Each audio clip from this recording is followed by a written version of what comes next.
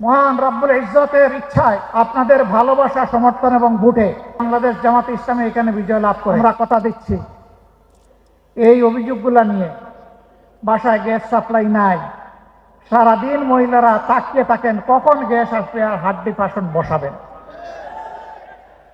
আমরা আপনাদেরকে কথা দিচ্ছি, আপনাদেরকে সাথে নিয়ে আপনাদের পাশে দাঁড়িয়ে ইনশাল্লাহ এই সমস্ত সমস্যার সমাধান আমরা করব। যেটা পারবো না কেন পারছি না, যেটা দেরি হচ্ছে কেন দেরি হচ্ছে, এটা জানানোর দায়িত্ব আপনাদের, আমাদের, আর জানার অধিকার আপনাদের। আমরা তা আপনাদের সামনে স্পষ্ট করব। এই এলাকার জন্য মানসম্মত হাসপাতাল এবং শিক্ষা প্রতিষ্ঠান ইনশাল্লাহ গড়ে তোলা হবে। হাই স্কুল সারা দেশের মধ্যে শ্রেষ্ঠ হাই স্কুলে পরিণত হয়েছিল। ফেসিবাদের কবলে পড়ে এই হাই স্কুলের কি হয়েছে আপনারা তার সাক্ষী। আমরা শুধু মণিপুর হাই স্কুল না, এরকম যতটা শিক্ষা প্রতিষ্ঠান আছে সবগুলাকে আমরা দেশের শ্রেষ্ঠ মানে আনার চেষ্টা করব। শুধু দেশ নয়, এই শিক্ষা প্রতিষ্ঠানগুলোতে কিভাবে বিশ্বমানের শিক্ষাদান নিশ্চিত করা যায় তার জন্য আমরা সর্বাত্মক চেষ্টা চালাবো ইনশাআল্লাহ। বাকি সমস্যাগুলো আপনাদেরকে সাথে নিয়ে আমরা সমাধান করব। প্রিয় দেশবাসী, আমি আজ আপনাদের সামনে দাঁড়িয়েছি বাংলাদেশ জামাতে ইসলামের আমির হিসাবে না, আমি দাঁড়িয়েছি স্বাধীনতার 54 বছরে দফায় দফায় স্বৈর শাসনের কবলে পড়ে যে মানুষগুলা তাদের আপনজনকে হারিয়েছে, আমি তাদের একজন হয়ে আপনাদের সামনে দাঁড়িয়েছি। আমি আপনাদের সামনে দাঁড়িয়েছি যেই মানুষগুলা গুমের শিকার হয়েছে, সেই মানুষগুলা দুঃখী পরিবারের হয়ে। আমি আপনাদের সামনে দাঁড়িয়েছি ওই শিশুর হয়ে, গরিবের ঘরে জন্ম নেওয়ার কারণে যার কপালে শিক্ষা জুটে না, পথ হারিয়ে সে এক পর্যায়ে অন্ধকার জগতে, অন্ধকার গলিতে ঢুকে যায়। আমি সেই সুবিধা বঞ্চিত শিশুর পক্ষ হয়ে এখানে দাঁড়িয়েছি। আমি দাঁড়িয়েছি রাস্তাঘাট পরিচ্ছন্নতার কাজে যে সমস্ত কর্মীরা রক্ত পানি করা ঘাম ঝরান, কিন্তু তারা তাদের শ্রমের ন্যায্য পাওনাটা পান না, সমাজ যাদেরকে সম্মানের চোখে দেখে না, আমি তাদের সম্মান ফিরিয়ে দেওয়ার জন্য এখানে দাঁড়িয়েছি।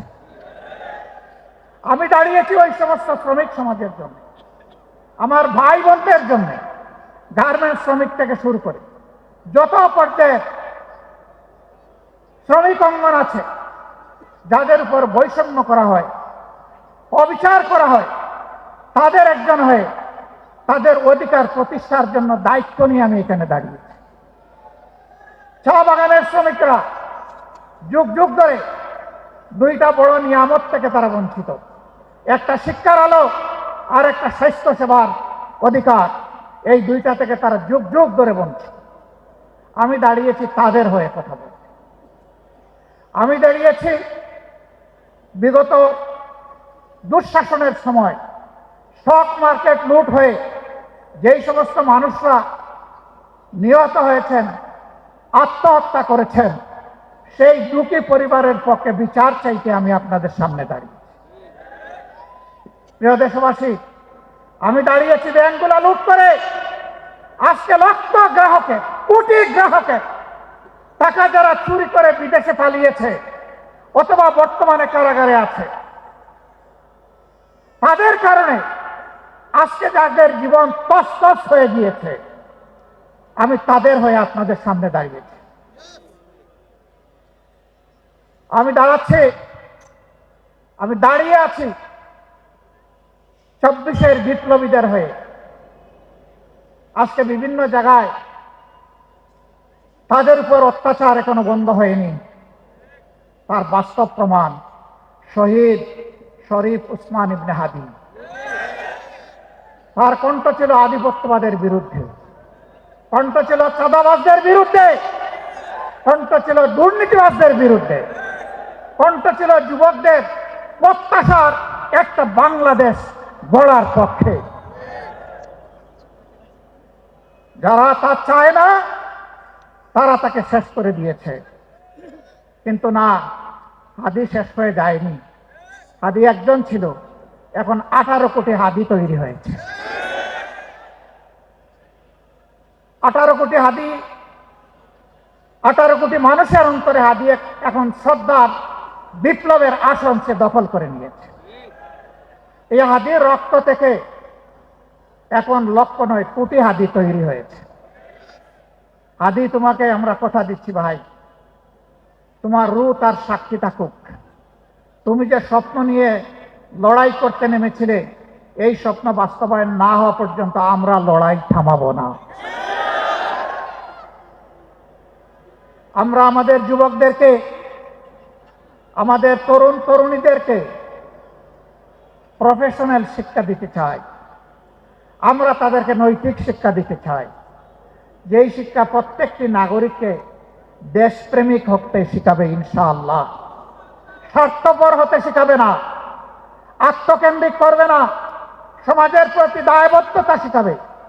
সেই শিক্ষাটা আমরা তাদেরকে দিব ইনশাআল্লাহ। আর ওই শিক্ষা দিব যেটা সার্টিফিকেট তৈরি করে না, বরঞ্চ যেটা দক্ষতা তৈরি করে। সেই দক্ষতার হাত গড়ে তাদের হাতে বাংলাদেশ তুলে দেব।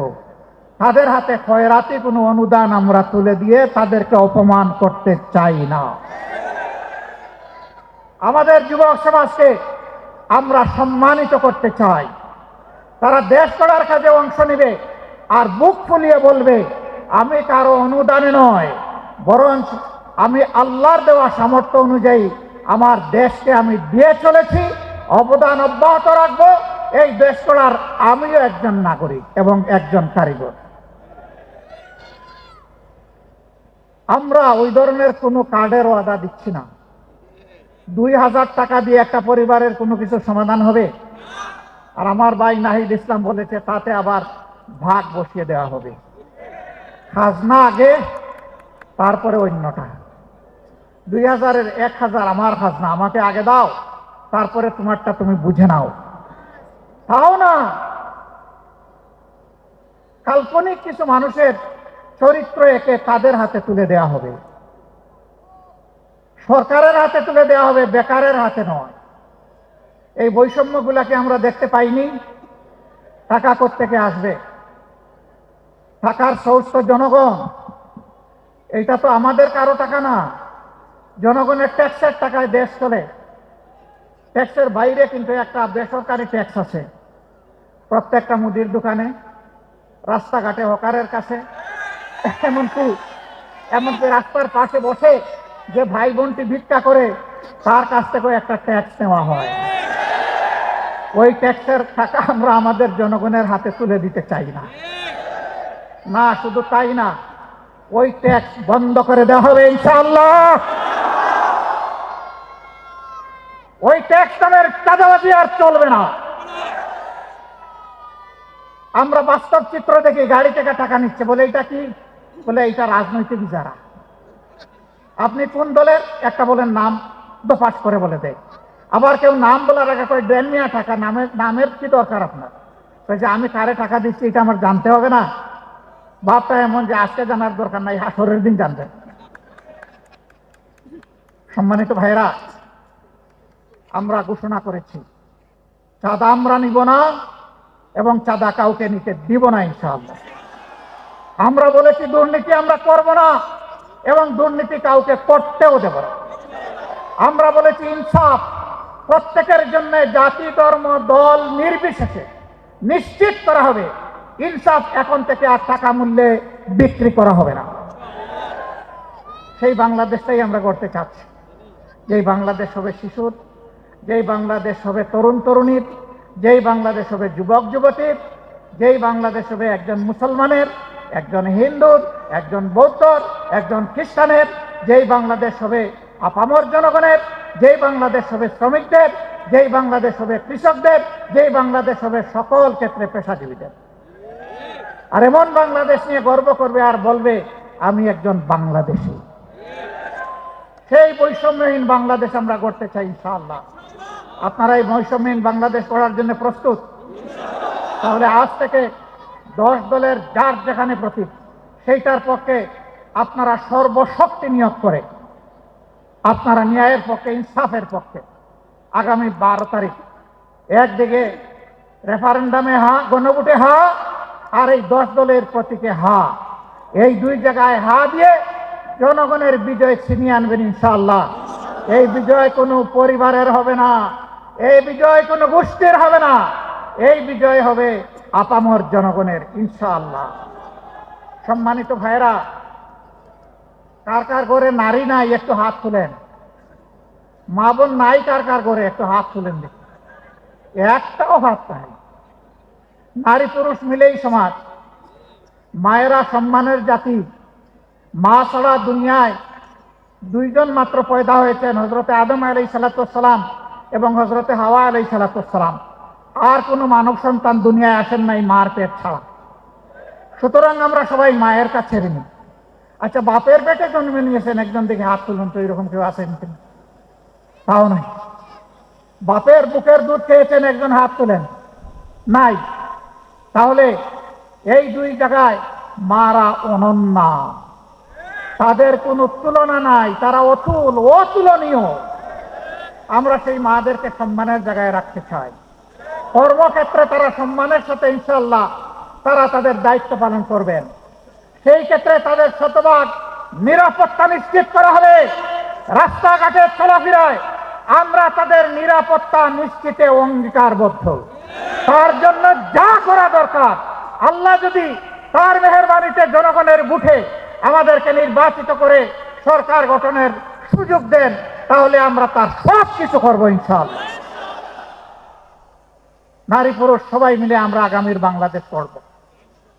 আল্লাহ তাআলা সেই বাংলাদেশটা আমাদেরকে গড়ার তৌফিক দান করুন।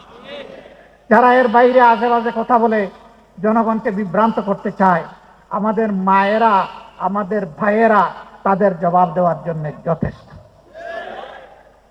আমরা কিছু বন্ধুদেরকে বলতে চাই, মেহেরবানি করে মাদের ইজ্জত নিয়ে কখনো টান দিবেন না, তাহলে আগুন জ্বলবে। কিন্তু সব সহ্য করব, মাদের ইজ্জতের ব্যাপারে বরদাস্ত করব না। এই জায়গায় সবাইকে সতর্কতা অবলম্বন করতে হবে। আপনাদেরকে ধন্যবাদ, আপনাদের শুকরিয়া। আল্লাহ তাআলা আজকে এখান থেকে যে নির্বাচনী প্রচারণা আমরা শুরু করলাম, আল্লাহ আমাদের অভিযাত্রা সহজ করে দিন, বরকতময় করে দিন। বাংলাদেশের জনগণের কল্যাণে যা দরকার তাই করার তৌফিক দান করুন। আখের আল্লাহ রাব্বুল আলামিন আমাদেরকে একটি নিরাপদ, মানবিক, বৈষম্যমুক্ত, দুর্নীতিমুক্ত একটা ইনসাফের বাংলাদেশ গড়ার তৌফিক আল্লাহ তাআলা আমাদেরকে দান করেন। আল্লাহ হাফেজ। বাংলাদেশ